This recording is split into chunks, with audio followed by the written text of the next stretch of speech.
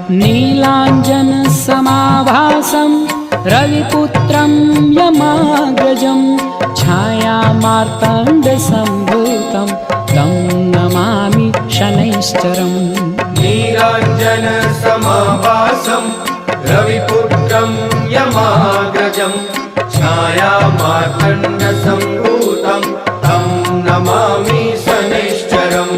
नीलाञ्जनसमाभासं रविपुत्रं यमाग्रजं छायामार्ताण्डसम्भूतं तं नमामि शनैश्चरम्।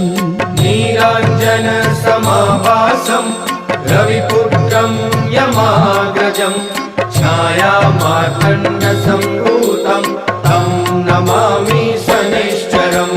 नीलाञ्जनसमाभासं रविपुत्रं यमाग्रजं